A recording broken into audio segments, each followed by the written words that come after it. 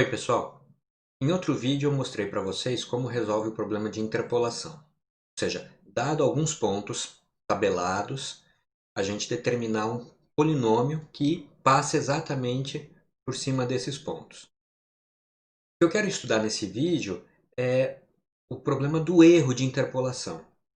Veja que antes de falar do erro, a gente tem que entender direito o que é que isso significa. Se a gente tem apenas uma tabela de pontos e a partir da tabela construir um polinômio interpolador, não faz sentido perguntar qual é o erro, porque o polinômio interpolador, por construção, passa exatamente em cima daqueles pontos, então, nos pontos que estão tabelados, o erro é zero. Só faz sentido perguntar o erro quando esses pontos tabelados vieram de alguma função. E, portanto, eu quero saber se o polinômio, fora dos pontos que estão tabelados, se ele aproxima bem ou não a função, certo? Então, vamos dar uma olhada num exemplo. O gráfico tracejado representa a função raiz quadrada de x.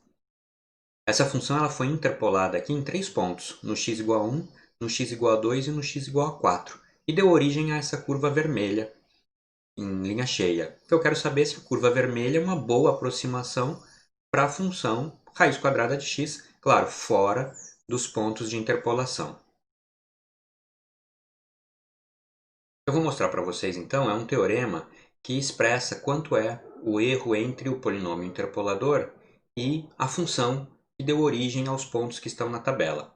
Eu não vou demonstrar esse teorema nesse vídeo, a demonstração não é complicada, mas vou deixar ela num vídeo em separado. Então, quem não quiser ver como a demonstração é feita, pode continuar aqui. Quem quiser, dá uma olhada na indicação que eu estou deixando aí em cima. Se a função tem n mais uma derivadas contínuas, e P é o polinômio interpolador de grau no máximo n, que interpola a função nos nós x0 até xn, então é possível mostrar que num ponto x, que não é um dos pontos de interpolação, ou seja, um ponto fora da malha, a diferença entre f e p é exatamente dada pela derivada n mais 1 da função sobre n mais 1 fatorial vezes uma função w. Essa função w é o produto de todos os monômios x menos x0, x menos x1 até x menos xn, só que tem o detalhe que a derivada n mais 1 está avaliada num ponto xi.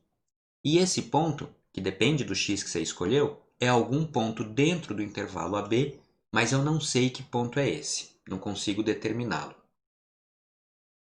Então, do ponto de vista prático, a gente tem uma expressão que quantifica o erro de interpolação, porém essa expressão depende de um ponto que eu não sei quem é. Então, do ponto de vista prático, eu não consigo avaliar exatamente qual é o erro de interpolação.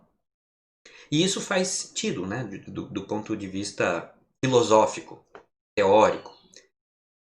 Porque se eu conseguisse de fato descobrir quem é o ponto que aí veja que o que essa fórmula diria para mim, né, bastaria que eu passasse o P para cá, diria que para você avaliar uma função f qualquer, quer dizer, com n mais uma derivadas contínuas, bastaria avaliar o polinômio interpolador e fazer essa conta a mais. Então, qualquer função que tenha n mais uma derivadas contínuas estaria determinada apenas por um polinômio interpolador e por essa conta.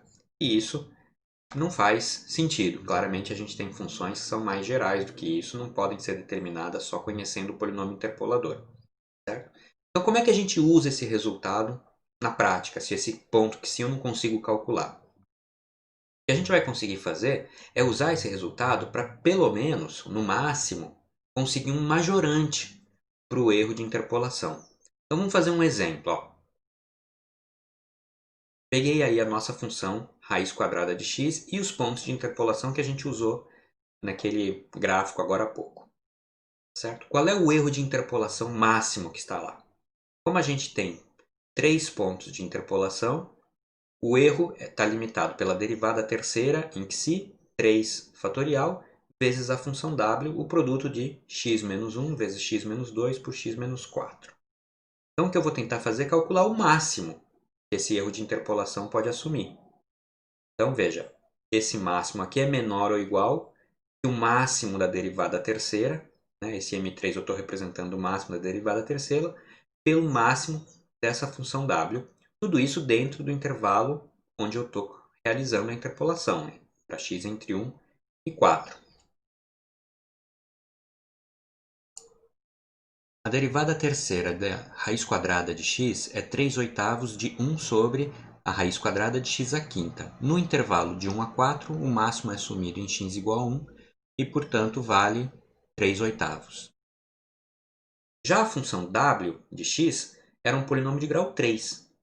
E, para encontrar o máximo, a gente tem que calcular as derivadas, igualar a zero, descobrir os pontos críticos e depois ver qual dos dois pontos críticos, né? Eu vou ter um polinômio de grau 2, portanto vou ter dois pontos críticos, qual dos dois tem o maior valor para a função w. No caso, o maior valor foi atingido nesse ponto e vale 2,1126. Portanto, o erro de interpolação está limitado por 3/8, 2,1126 sobre 3 fatorial, 0,13,204, dentro desse intervalo de 1 a 4.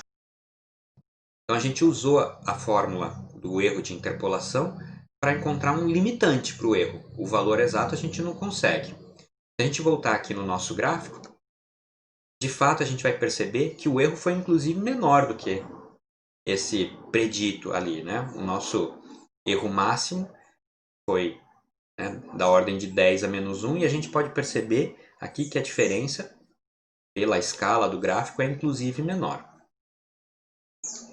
Então esse resultado para erro de interpolação a gente usa dessa forma, no máximo para encontrar um limitante superior para o erro de interpolação, certo? É isso que eu queria contar para vocês hoje. Até o próximo vídeo, pessoal.